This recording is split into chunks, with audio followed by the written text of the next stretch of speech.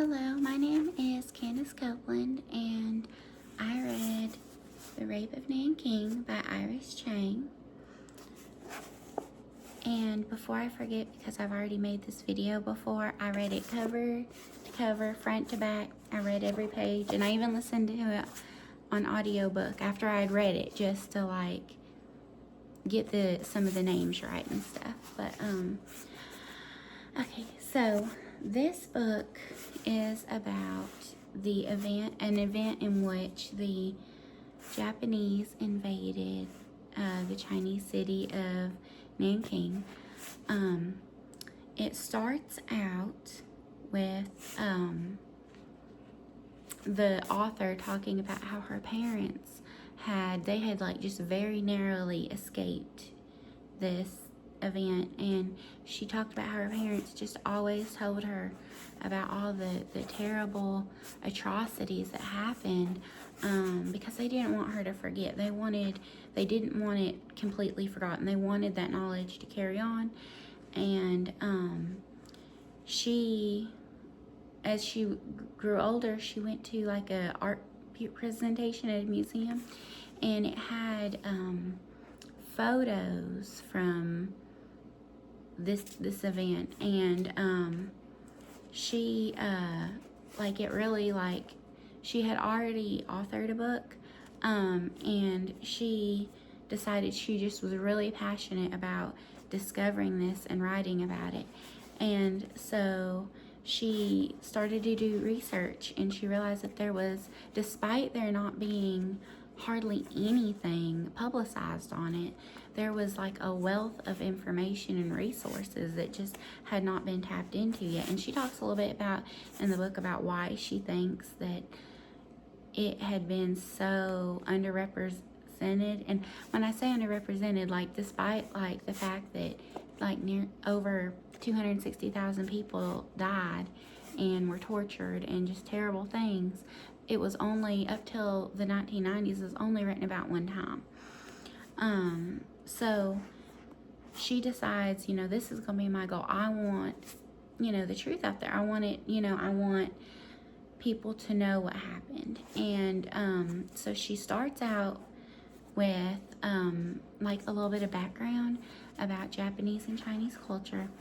And she talks about one thing I think is kind of important to the book, is that she talks about how like when the Japanese soldiers, well, they were kids before they were soldiers, but when they were kids, they had been brought up from birth pretty much that they would one day kill Chinese people. And I think she surmises, and like other like psychologists and stuff surmise that has a little bit to do with just the brutality that happened during this event.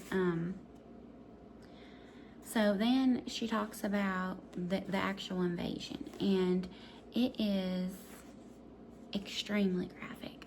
It is like they don't spare any details at all, and but basically it was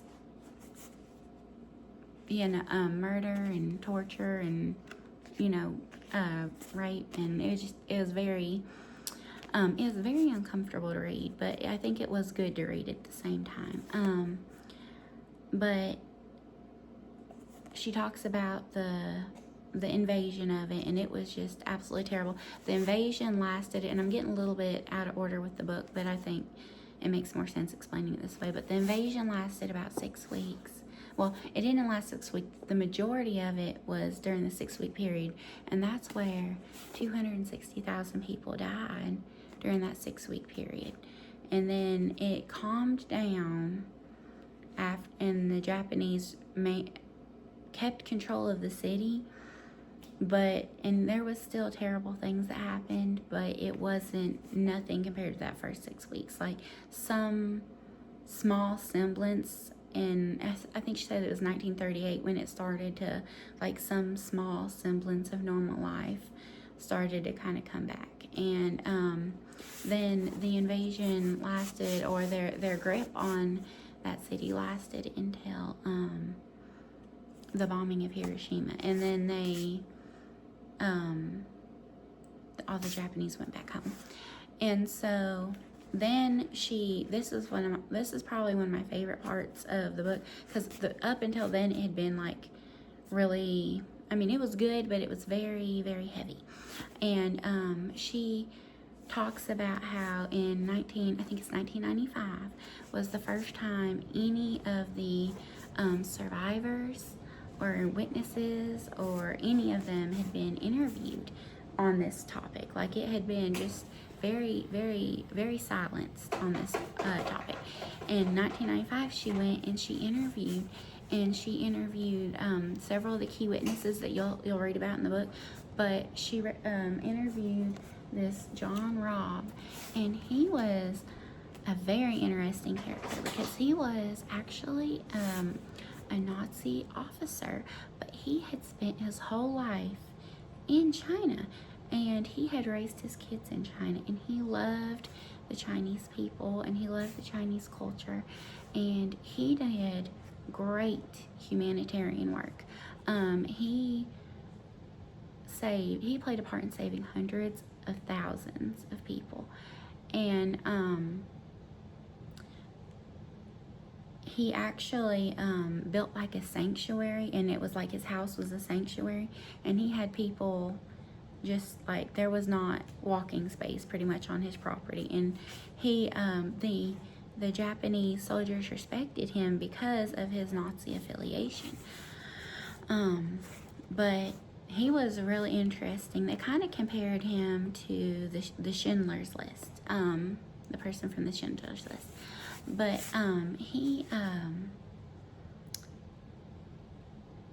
he later went on to, at first, like, they couldn't find out, really what happened to him. And she started digging, and she found his granddaughter.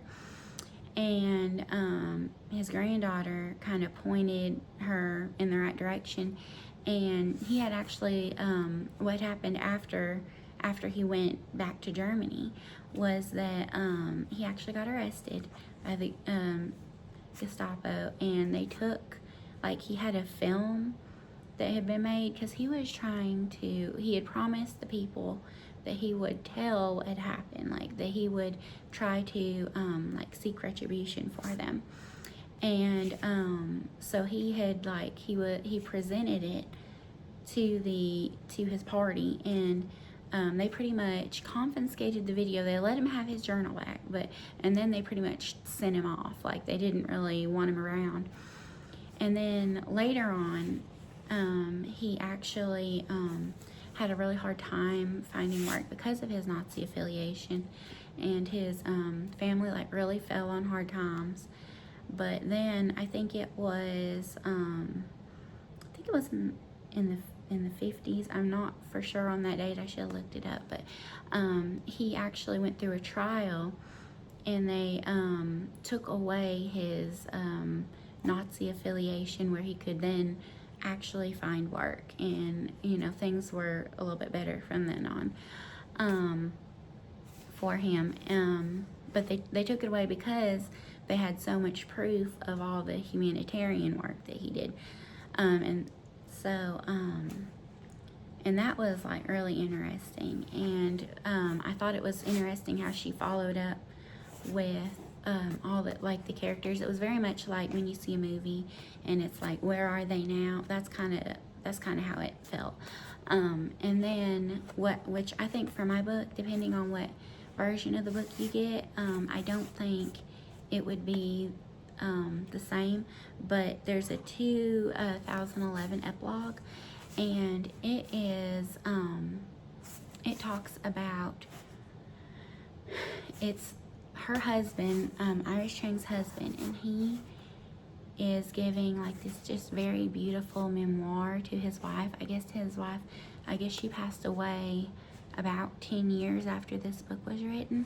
She actually did write another book, but she passed away about 10 years after this book was written, and she passed away due to suicide. And he just wrote this beautiful memoir towards her and her life work and her life passion.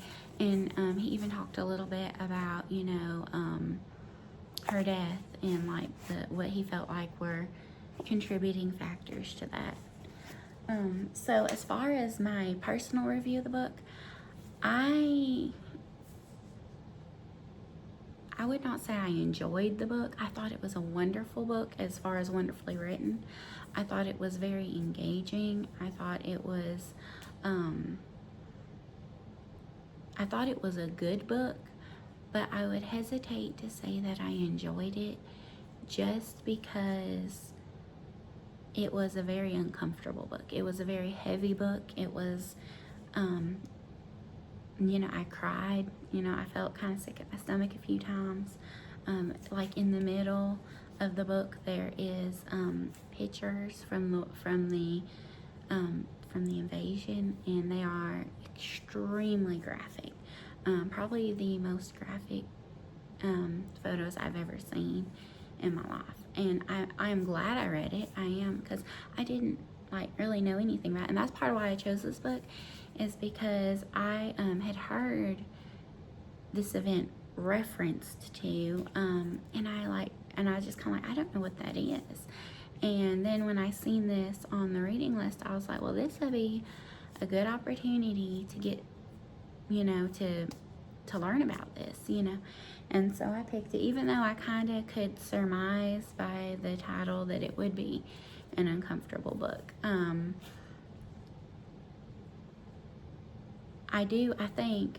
I think people should read it. I actually talked to some of my friends about it, because I'm hoping that, because we all read books together, and I was like, maybe you should read this, but it is heavy. I did warn them. So as far as learning strategies, the first one that I would really like to do would be a jigsaw. I don't think, just because of the nature of what happened with this invasion, with this Nanking, I don't think, because I'm doing elementary especially, but I even think for a lot of the older ones, I don't know that I think you could maybe brush on it that it happened, but I think it would be very difficult to do very much on it, just because all the material surrounding it is going to be so graphic. Even the name of it is a little graphic. And I feel like, so maybe upper high school, I'm not sure even then, to be honest with you. I think it just depends. But I would, instead of teaching specifically about that, I would try to focus on World War II as a whole. And I would try to definitely, because of this book, how this would shape my teaching would be that I would try to get the kids to focus on not just Germany and America and Britain and even Japan, but I would want them to focus on all the main countries. I would want them to focus on China too, of what happened during World War II. Because I know when I was in school and learning about it, I learned mostly about Germany and America, and I think mostly America, because we are American, and maybe a little bit about Britain and a little bit about Japan, but I think it was mostly just Germany and America that we learned about. So what I would do is I'd do a jigsaw, and I'd separate the kids into groups, and I would give each group a different country, and their job would be to become experts on that country, and then they would share their findings with the rest of the class. And I think my other strategy is history frames, and I think history frames could even be used within that jigsaw, because what history frames are is they are it's a sheet, and it's got what is the event. So instead of event, you can do what nation, what nation in World War II, to kind of, because it's got to be fairly specific. And I do the who, what, where, when, keywords, and resolution. So they could kind of use that as a template for their jigsaw. And then So that would be my second instructional strategy. And then my third one would be timelines. And I think one way I could do that to make it very interactive for the kids is I'd want this to be my last activity, because I would already have wanted them to have a good basis and understanding on what was happening at the time. Is I would roll out one of those big rolls of paper across my floor, and I would already kind of have like the timeline set up with important dates, and I would have them come and fill in, you know, what happened on those dates, what were the important parts of it. And I think like doing that and kind of using the timeline as a manipulative, I think would kind of help it like stick in their mind. I also think another good thing for them would be, after they completed their history frames, I would make copies of it and staple them together like a study guide. And so each student could have copies of all the history frames, which especially if I did them with like the different nations, and we could even do them for specific events as well. And like I said, I don't know that I would feel comfortable putting, you know, Nanking in there, just because, like I said, even the name of it is very graphic. But there are other good, you know, things that you could put in there, you know, to help with their understanding. So thank you so much for listening to this, and I really do hope that if you listen to this that you'll take the time to read the book, because it was very informative, and like I feel like it really expanded what I knew about World War II, what I knew about Japanese and Chinese culture, and I think even it can reflect on what we perceive today. So thank you so very much.